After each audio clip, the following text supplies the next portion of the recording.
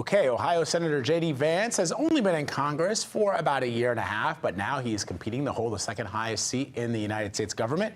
CBS News congressional correspondent Nikole Killion is joining us now from Capitol Hill. Nikole, I guess the question is, how are his fellow lawmakers reacting to news of J.D. Vance being selected as former President Trump's running mate?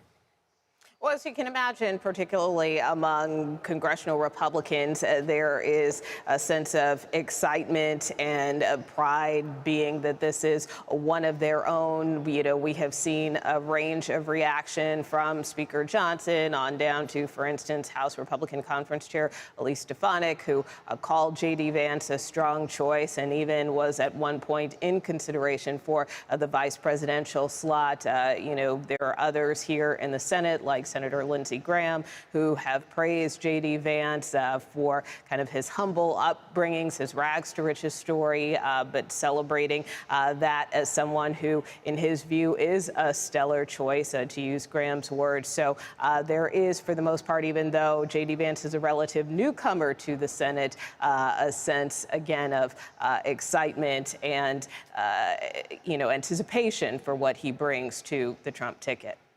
So the other question I have, Nikole, is there are some senators who are well-liked, not only by members of their own party, but also members across the aisle. They may not agree on policy, they may not agree on the direction of the country, but they get along. Is he one of those characters?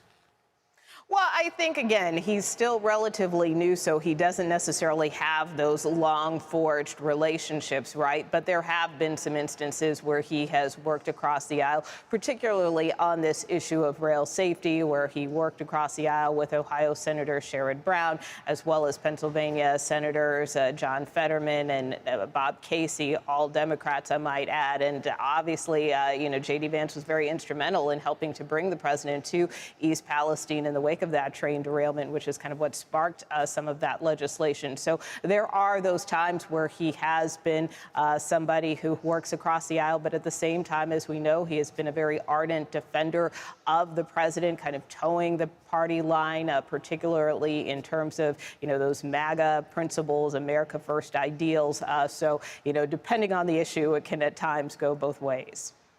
And the other question, of course, that a lot of people will have is, look, we know that J.D. Vance, that election to the United States Senate was a tough one.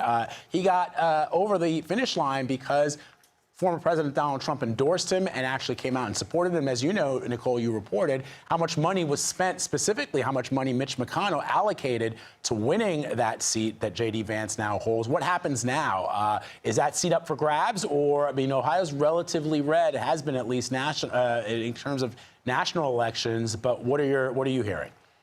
Well, I think it's too early to say. I think people are still digesting the news. I was actually outside of J.D. Vance's office yesterday here on Capitol Hill just before the news was announced, and I saw his staffers kind of nervously looking at their phones. All of a sudden, they shut the door, and then you heard these cheers erupt once the president put out that Truth Social post. But look, certainly, as is always the case, if, the former president and Ohio Senator J.D. Vance are successful as a ticket and go on to win the presidency and the vice presidency, then it does certainly raise questions about what happens to that Senate seat. Obviously, the governor would have to appoint someone temporarily to the seat, and there are certainly a number of lawmakers potentially who may jockey for that position, but probably too premature yet, since we're still 4 months out from the election.